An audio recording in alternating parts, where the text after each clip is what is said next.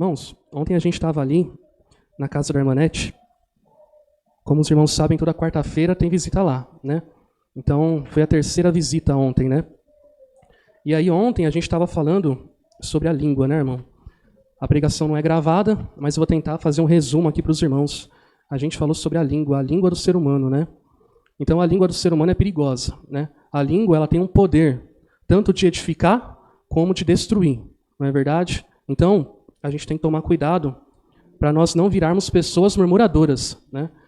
Porque a murmuração, ela vai entrando e vai corroendo. Quando vai ver, você se tornou um murmurador. E aí você reclama de tudo. Você reclama da sua casa, da sua família, do seu emprego. Você só vive reclamando das coisas, né? Você só vive praguejando. Você só vive lançando maldição. Olha só que loucura. O cristão lançando maldição. O cristão, ele olha para as crianças e fala assim, essa praga desse menino não fica quieto, não me deixa em paz. Esse menino atentado, esse menino danado, né? E começa a praguejar a criança inconscientemente, né? Isso daí, irmão, se torna um costume. Não deve se tornar, né? Da nossa língua, a palavra fala que tem que sair palavras de vida eterna. Então, o cristão, ele dá testemunho da verdade. Da boca do cristão também não sai mentira. A gente sabe quem é o pai da mentira. Então, o cristão, ele não se porta com mentira. Ele se porta com a verdade. A boca do cristão deve ser santa, a língua do cristão deve ser santa. O cristão, ele não vive mais ele não se envolve mais com as músicas mundanas. Agora, ele escuta louvor, né? Então, a boca do cristão professa palavras de vida eterna, não mais as palavras torpes. Mas fato é, irmãos, que nós somos seres humanos, né? E a gente está exposto ao risco, né, de pecar. Então, todo mundo peca. Quem que não peca, né? Todo mundo peca. Por mais que a gente não queira e que a gente busque a santificação, a gente busque a perfeição, nós somos seres humanos e nós erramos. Então, foi sobre isso que nós falamos ontem, né? Eu queria dar continuação, mas mudando um pouco de tema, né? Sabendo que a nossa língua deve ser santa e que a nossa boca deve ser repreensível, não deve sair palavra torpe. Que o cristão, em vez de amaldiçoar, ele tem que abençoar. Como que a gente se comporta perante o erro? Como que a gente se sente ao pecarmos, né? Porque o pecado faz parte do dia a dia, a gente peca demais, a gente é falho demais. Mas como que a gente se comporta ao pecar? Como que a gente se comporta ao errar, né? É sobre isso que a gente vai falar hoje. Abram suas Bíblias em João.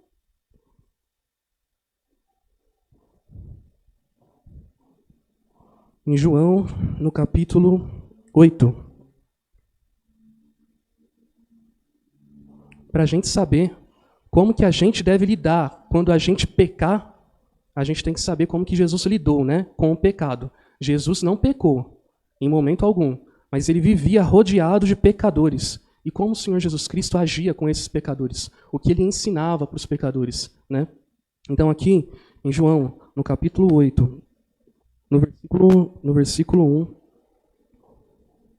João 8, 1. Acharam? Jesus, porém, foi para o Monte das Oliveiras, e pela manhã cedo tornou para o templo, e todo o povo vinha ter com ele, e assentando-se os ensinava. E os escribas e fariseus trouxeram-lhe uma mulher apanhada em adultério. Então, os escribas e os fariseus, doutores da lei, né, trouxeram uma pecadora. Ó, essa daqui pecou. Adultério é um pecado simples ou é um pecado grave, irmãos? É grave, né? Adultério é um pecadão, né? A gente fala que não tem pecadinho nem pecadão, né? Mas se tivesse, era um pecadão, né? Um adultério. 4. E pondo-a no meio, disseram-lhe, mestre, esta mulher foi apanhada no próprio ato, adulterando. E na lei nos mandou Moisés que as tais sejam apedrejadas. Tu, pois, o que dizes? Isto diziam eles, tentando, para que tivessem de que o acusar. Mas Jesus Cristo, inclinando-se, escrevia com o dedo na terra. E como insistissem, perguntando-lhe, endireitou-se e disse-lhes, aquele que dentre vós está sem pecado, seja o primeiro que atire pedra contra ela. Então, aqui eles quiseram armar uma emboscada para o Senhor Jesus Cristo, né? Vamos pegar ele, vamos deixar ele numa sinuca de bico, né? Que o povo fala. Por quê? Porque a lei de Moisés mandava apedrejar essa mulher. Então, eles perguntaram, e aí, o que a gente faz com essa pecadora aí? Ó? Ela foi pega no ato. A gente viu, tem as testemunhas aqui. Ó. Ela foi pega no ato. O que a gente faz com ela? Apedreja ou não apedreja? O que você fala? Se ele manda apedrejar, ele está indo contra si próprio, né? Porque o Senhor Jesus Cristo não age dessa maneira, né? E se ele fala não apedreja, Aí vão falar assim, ué, mas você está indo contra a lei de Moisés? Quem é você para ir contra a lei de Moisés? Né? Então tentaram pegar o Senhor Jesus Cristo de calça curta. Né? E aí o Senhor Jesus Cristo vira para eles e fala, quem não tem pecado, que atire a primeira pedra. E aí vem a dúvida de muitos. Se o Senhor Jesus Cristo não peca, se o Senhor Jesus Cristo é santo, por que que ele não atirou a primeira pedra contra ela?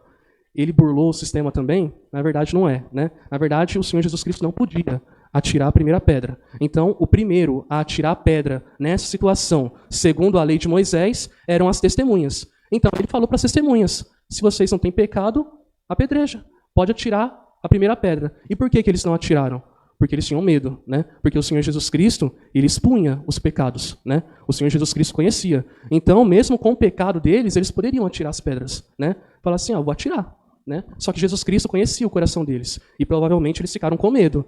Porque se eles atirassem e falassem que eles não tinham pecado, o Senhor Jesus Cristo conhecia.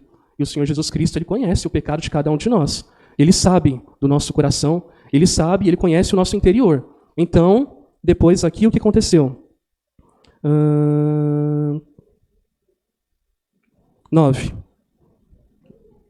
Porém, ouvindo eles isto, acusados pela consciência, saíram um, a começar pelos mais velhos até os últimos. Ficou só Jesus e a mulher que estava no meio. E endireitando-se Jesus, não vendo ninguém mais do que a mulher, disse-lhe, mulher, onde estão aqueles teus acusadores? Ninguém te condenou? E ela disse, ninguém, Senhor. E disse-lhe Jesus, nem eu também te condeno. Vai-te e não peques mais. Então, o Senhor Jesus Cristo, ele não condenou essa mulher pecadora, né? Pelo contrário, todos aqueles que acusavam ela foram embora, né? Eles não tiveram como apedrejar essa mulher, né? E aí, o Senhor Jesus Cristo, ele deixa um ensinamento sobre o pecador, né? Antes, na lei de Moisés, era assim, você pecou, você tem que morrer, você merece a morte, você merece ser punido. Hoje, com a graça do Senhor Jesus Cristo, não é mais assim. Hoje, se nós pecarmos, nós temos um Deus que morreu na cruz por cada um de nós, derramou o sangue precioso e puro lá na cruz, e ele não nos condena. Ele não impõe para nós uma punição. Então não há condenação para o cristão, né? Então o fato é que nós erramos muito, né? Por mais que a gente não seja pego em adultério, como essa mulher aqui, mas vários pecados nós cometemos no nosso dia a dia, dos pequenos até os maiores, né? Então, o fato é, ele deixa o ensinamento, vai, não peques mais, né? Larga a vida de pecado, não ande pecando, né? Por mais que o Senhor Jesus Cristo não condene o pecado, por mais que não tenha uma punição, ele deixa bem claro, não peca mais, não vive no pecado, não viva no erro, porque o pecado consumado gera morte, assim que a palavra fala. Então, irmãos, nós não devemos andar errando e pecando, mas se por acaso cairmos em alguma ofensa, em algum pecado, nós temos que ter a confiança que o Senhor Jesus Cristo, ele é misericordioso, que ele perdoa. Então, o que vem de acusação contra você? Não é os pensamentos, né? As setas, os dardos. Quando você peca, você se sente acusado, condenado, você não é digno. Você não tem mais jeito. De novo você fazendo isso, entendeu? Você não tem mais solução, você não aprende. É isso que o diabo vem soprar nos nossos ouvidos, né? Que a gente não tem mais jeito, não tem mais solução, mas na verdade não é isso. Abram as Bíblias em Mateus. Mateus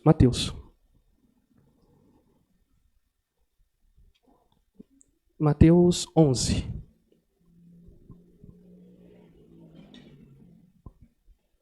Então o diabo, ele quer sempre nos acusar, né, irmãos? Ele quer sempre lançar dardos e setas.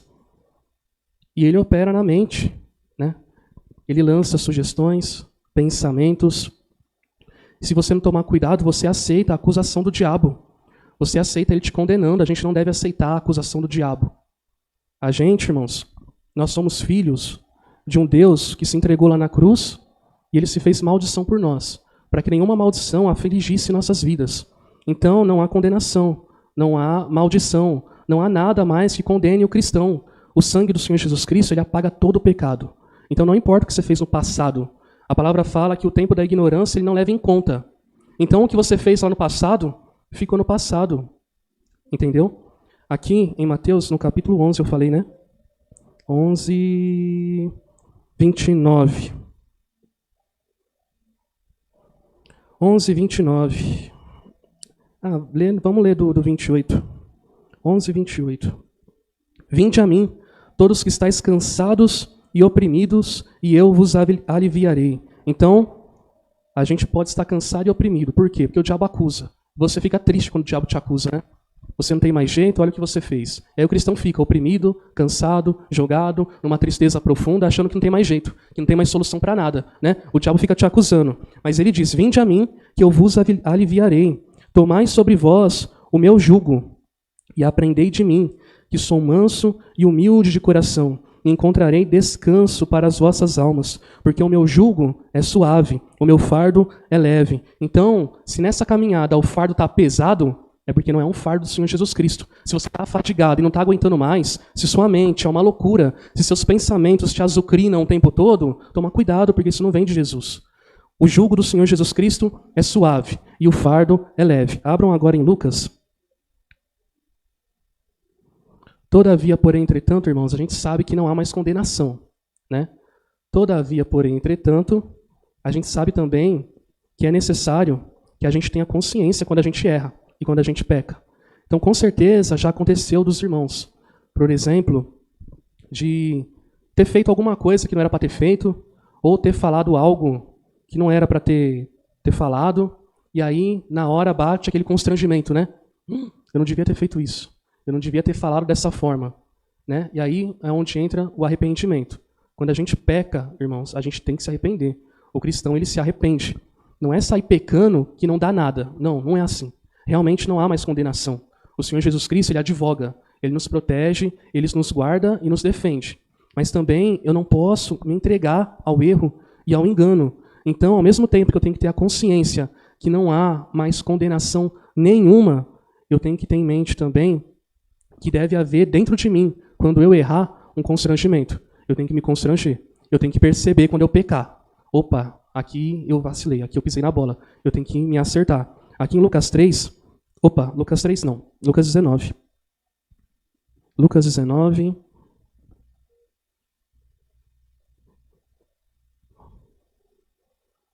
Aqui vai contar a história de Zaqueu, né, irmãos? Zaqueu. Lucas 19, no verso 1. E tendo Jesus entrado em Jericó, ia passando. E eis que havia ali um homem chamado Zaqueu. E era este um chefe dos publicanos e era rico. E procurava ver quem era Jesus, e não podia, por causa da multidão, pois era de pequena estatura. E correndo adiante, subiu a um sicômoro para ver, porque havia de passar por ali. E quando Jesus chegou àquele lugar, olhando para cima, viu e disse-lhe, Zaqueu, desce depressa, porque hoje me convém pousar em sua casa. E apressando-se, desceu e recebeu alegremente. E vendo todos istos, murmuravam, dizendo que entrara para ser hóspede de um homem pecador. E levantando-se Zaqueu, disse ao Senhor, Senhor, eis que eu dou aos pobres metade dos meus bens. E se em alguma coisa eu tenho defraudado alguém, restituo quadruplicado. E disse-lhe Jesus, hoje veio a salvação a essa casa, pois também este é filho de Abraão, porque o Filho do Homem veio buscar e salvar o que havia se perdido. Então aqui, nessa história de Zaqueu, ele deixa um exemplo para cada um de nós de como que nós devemos lidar com o pecado, né? Zaqueu era conhecido como um pecador. O povo olhou para Jesus entrando na casa de Zaqueu e falou assim, você está entrando na casa de um pecador, esse cara aí não é boa gente não, né? E Jesus Cristo entrou na casa dele e ele percebeu o mal que ele tinha feito e ele se arrependeu. Mas ele não se arrependeu da boca para fora.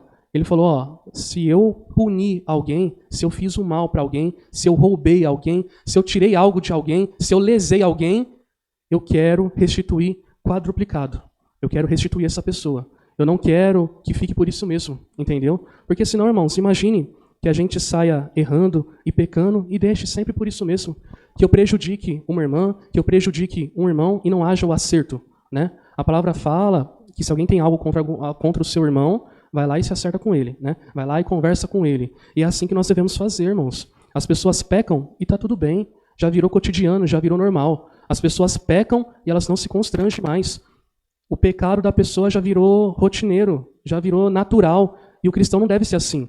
A gente tem que ter a consciência. E o Senhor Jesus Cristo não condena. Então a acusação na sua mente, falando que não tem mais jeito, que não dá mais, que não tem solução, que é melhor você desistir, que é melhor você ficar em casa, que é melhor você deixar isso quieto, vem do diabo, né? O diabo lança essas setas e essas sugestões. E Jesus Cristo vem falando, não é assim.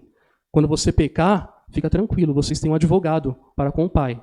Né? É o que fala lá em 1 João 2. Né? Filhinhos, não pequeis. Ponto final. Não pequeis. Mas se pecares, temos um advogado para com o Pai. Jesus Cristo, justo. Né? Ele justifica de todo o pecado. Ele limpa todo o pecado. Ele tira toda a mancha do seu coração. Ele não está se importando com o seu passado. O tempo da ignorância para ele não importa mais. Mas é o seguinte, a partir de agora, você pecou, você deve se constranger. Você não pode achar o pecado natural, porque o pecado não é natural. O pecado é natural para o homem natural. Nós não somos mais homens naturais, nós somos agora espirituais. Então o pecado não faz parte mais do meu dia a dia. Por mais que eu erre, eu tenho que buscar acertar. Né? Então, irmãos, a gente sabe quem é que lança todas as acusações na nossa mente, no nosso coração, as setas, os dardos, e o diabo quer afligir realmente. Por isso que fala que o pecado, ele gera morte. Né? Porque você peca aqui, peca acolá, daqui a pouco você está morto em ofensa e pecado, não é verdade? Então, irmãos, sabendo que o diabo ele age dessa forma, ele também lança sobre você um espírito de medo, né? Ele deixa você com medo. Opa, peraí, eu pequei, então eu não sou mais digno. Então agora eu tenho medo. Assim como ele fazia no Antigo Testamento, né? O Senhor do Antigo Testamento, ele pecava, ele como que fala? Ele induzia as pessoas a pecarem, né? E aí, para depois condenar elas, para depois julgar elas, para depois matar. E aí falava, não, é porque o povo é desobediente. Mas espera aí, por quem que entrou a desobediência? Por quem que entrou a mentira no Antigo Testamento? Né? Se os irmãos forem ver lá em Gênesis, a criação do mundo, né? Está escrito lá. Então, o Senhor foi lá e fez todas as coisas. Ele fez o mar, fez a natureza, fez os animais, fez o homem, né? Colocou Adão lá no Jardim do Éden. Falou assim para Adão, ó, de todas as árvores você pode comer, mas dessa daqui, ó, você não come não, que é a árvore do conhecimento do bem e do mal. Essa daqui você não toca, do fruto dela você não come, porque se você comer, você vai morrer. Então, ele fez uma ameaça ali a Adão, né? Ele botou um medo ali, um temor no coração de Adão. Se você comer essa árvore aqui, você vai morrer. E aí, depois fez a mulher para ser conselheira de Adão, né? Para ajudar Adão. E logo apareceu a serpente. Lá também fala que a serpente é criação de Deus. Ele criou a serpente, né? Foi criada por ele. E aí vem a serpente e chega para Adão e Eva e fala assim, ó, se vocês comerem dessa árvore, vocês não vão morrer. Pelo contrário, vocês vão ser igual a um deles. Você vai conhecer o bem e o mal. E o que Adão e Eva fez? Foi lá e comeu o fruto. E o que aconteceu? A palavra fala que eles estavam nus e eles não tinham vergonha. Quando eles comeram o fruto, eles morreram? Adão e Eva não morreu quando comeu o fruto. Então, o Senhor estava mentindo, né? O Senhor mentiu. Por isso que a palavra fala que ele é mentiroso e pai da mentira. Então, eles não morreram. O que eles fizeram? Eles se vestiram. Então, eles conheceram o bem e o mal. Então, a serpente estava certa. O Senhor estava errado. Né? O povo não para pensar dessa forma. Né? Então, é assim que o Senhor do Antigo Testamento, ele age. Né? Ele bota medo em você. Ele fica soprando nos seus ouvidos. E se a gente não tomar cuidado, irmãos, a gente fica conversando com o diabo na nossa mente. O diabo ele fica lançando seta e dardo e você vai dando trela. Você vai dando corda para ele. Você vai deixando ele te acusar, ele te condenar. E você fica entristecido, amargurado. Suas forças acabam. Né? Seu ânimo, sua disposição some. Porque ele vai sugando tudo isso daí de você. Porque ele vai pregando para você e falando para você que não tem mais jeito, que não tem mais solução. E ao contrário, tem solução sim. A solução é se entregar ao Senhor Jesus Cristo. A solução é confiar que o Senhor Jesus Cristo ele advoga ao nosso favor. Abram as suas Bíblias em Gálatas. Então, ele bota medo no ser humano. Né? Ele ameaçou Adão. Né? É uma ameaça por quê? Porque era uma mentira, não era uma verdade. Então é uma ameaça. Né? Uma ameaça. Ó, não come, senão você vai morrer. Ele comeu e não morreu. Né? E aí depois ele ficou irado, começou a amaldiçoar tudo. Amaldiçoou a mulher, amaldiçoou a serpente, tirou as pernas da serpente, né? Começou a amaldiçoar tudo. Aí ele ficou bravo. Né? Mas Adão morreu? Naquele momento Adão não morreu. Então era mentira. Gálatas 3.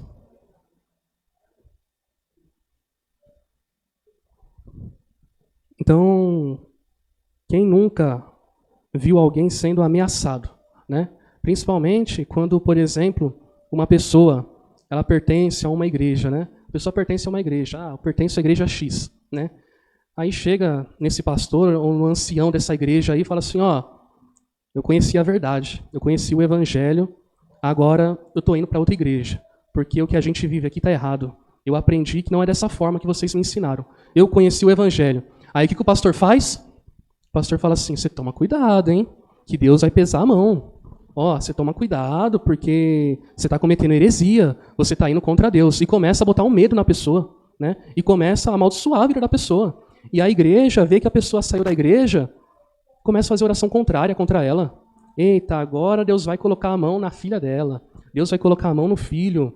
Agora não vai dar mais dízimo aqui na minha igreja, vai gastar o dinheiro com remédio, porque vai ficar doente. Né? E começa a lançar um monte de maldição. Assim como o Senhor lá fez com Adão. Né? Ó, não faz isso, senão você vai morrer. Era mentira, não morreu.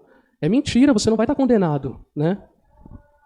Então, em Gálatas 3, no versículo 13. Gálatas 3, 13. Diz assim, Cristo nos resgatou da maldição da lei, fazendo-se maldição por nós, porque está escrito, maldito todo aquele que for pendurado no madeiro. Então, não existe mais maldição para os que estão em Cristo Jesus. O sangue do Senhor Jesus Cristo, ele nos livra das maldições, ele nos livra das orações contrárias, ele tira todo o medo, porque ele não deu um espírito de medo, mas ele deu um espírito de ousadia, então eu tenho que ser ousado, eu tenho que ter confiança, eu não tenho que ter medo, eu não tenho que ficar prostrado diante dos demônios. Eu tenho que me prostrar perante a Cristo. Agora, perante aos demônios, não. Eu não tenho que ter medo de nada mais. Porque agora eu sirvo um Deus que ele é fiel, ele é justo, ele é verdadeiro, ele limpa o meu pecado e tira o meu pecado com o próprio sangue dele. Não é mais com sangue de animal, não é mais com sangue de cordeiro, não é mais com sangue de pombo, com sangue de nada. É com o próprio sangue dele. Sangue puro, precioso e sangue que apaga todo o pecado. Então, ele se fez maldição, sendo pendurado lá na cruz. Porque lá dizia, todo aquele que for pendurado no madeiro é um maldito. Então ele se fez maldição para aniquilar toda a maldição. Então não existe mais maldição, não existe mais condenação. Nada mais vai tirar a nossa fé, a nossa confiança, a nossa paz. Nada vai vir contra o cristão. Abram em João 3.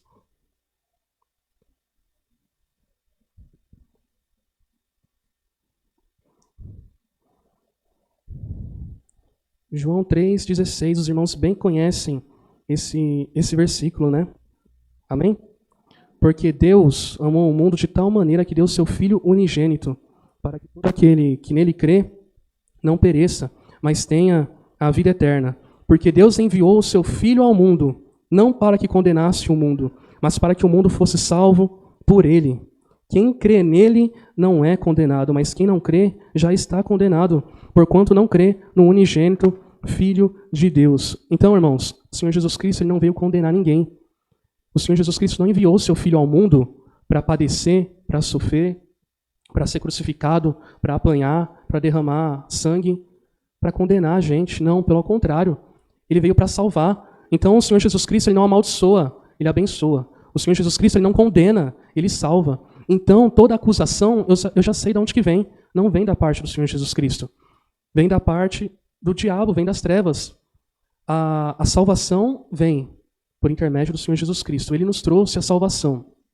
Então, irmãos, quando alguma voz soprar em nossa mente, dizendo para a gente que a gente não é digno, que a gente não merece, que a gente não consegue, que a gente não é capaz, a gente tem o dever de desautorizar essa voz, de apagar essa seta e esse dardo. Então, aquilo que acontece com a gente, de quando a gente peca e a gente se constrange, é bom. É bom até o ponto que a gente se constrange, porque o constrangimento vai fazer você correr atrás do acerto. Eu pequei, eu falei o que eu não deveria falar. Eu fiz o mal para alguma pessoa. Eu me constrangi. Tudo bem, aí aceito. Né? Eu me constrangi. Esse constrangimento vai fazer eu ir atrás daquela pessoa e pedir perdão. Esse constrangimento vai fazer eu ir atrás do meu irmão e me acertar com ele. Vai fazer eu botar o meu joelho no chão e pedir perdão a Deus. Por mais que ele já perdoou. Jesus Cristo já perdoou os pecados. Mas eu vou botar o meu joelho no chão e vou pedir perdão a ele, porque eu estou constrangido. Entendeu? Então, até aí, tudo bem. A partir do momento que você começa a se condenar, aí você já não deve mais aceitar isso. Porque isso vem da parte do diabo. Então, vocês percebem a diferença da condenação, da acusação para o constrangimento? São coisas totalmente diferentes. Então, o cristão, quando peca, ele não se sente acusado. ele se sente constrangido, ele se constrange. Então, é assim que nós devemos agir a cada dia, irmãos. Que nada venha tirar nossa paz, que nada venha tirar a nossa fé, que tudo aquilo que se levanta para quebrar a comunhão da igreja, para quebrar a nossa fé, a nossa unidade, para tirar a nossa confiança, tudo aquilo que se levanta para tirar o nosso sono, o nosso sossego, a paz que vem do alto, a tranquilidade, né? Não é o que a gente louvou aqui nessa noite, calmo, sereno e tranquilo, né? Tudo que se levanta para tirar a nossa calma, a nossa paz, a nossa tranquilidade, a gente tem que desautorizar, porque nenhuma condenação há para os que estão em Cristo Jesus. E nós estamos em Cristo Jesus, nós servimos o Senhor Jesus Cristo, nós não andamos mais na lei. Se a gente estivesse cumprindo a lei, andando na lei, aí sim, irmãos, nós estaríamos todos condenados. Porque na lei não há salvação, na lei não há perdão. Pecou, morreu, você vai ser punido. Aí sim era motivo da gente ter medo, da gente estar inquieto, atribulado, perturbado. Aí sim era motivo. Mas não, hoje nós conhecemos o Senhor Jesus Cristo. Então agora a gente tem confiança. Agora a gente sabe o que fazer. Ele deixou a instrução. Vai lá e se acerta. Vai lá e não peques mais. Não pequem, né? Não andem no pecado. O pecado, ele tem consequências, irmãos. As pessoas vivem pecando, né? E aparentemente está tudo bem. Naquele dia haverá um juízo. E cada um vai dar conta. Ontem a gente estava lá na casa da irmã Nete e a palavra fala em Tiago, né? Aquilo que você falar, aquilo que você confessar com a sua boca, não é palavras jogadas ao vento. Tem consequência. Você vai dar conta de tudo aquilo que você falou. Se você fez o bem, você vai colher o bem naquele dia lá, né? Você vai ter salvação. Mas se você permaneceu com a sua vida toda torta, pecando e errando, você vai ser condenado. Então não brinquem com o pecado, porque o pecado é coisa séria. Mas também não deixa o pecado te acusar, te atormentar, tirar a sua paz, deixar você numa ansiedade, numa depressão, deixar você sem fé, desigrejado, sozinho, isolado. Não. Eu peco tendo a consciência que eu tenho que me constranger, que eu tenho que ressarcir todo o dano que eu causei. Se possível, né? Se possível, eu ressarço todo o dano que eu causei. E aí, irmãos, o Senhor Jesus Cristo nos justifica. Então, ao pecar, que seja gerado o arrependimento em nossos corações. E não o arrependimento da boca para fora, mas o arrependimento com as obras, com as atitudes. Amém? Que o Senhor Jesus Cristo abençoe os irmãos. Vamos orar e agradecer ao Senhor Jesus Cristo. Amém?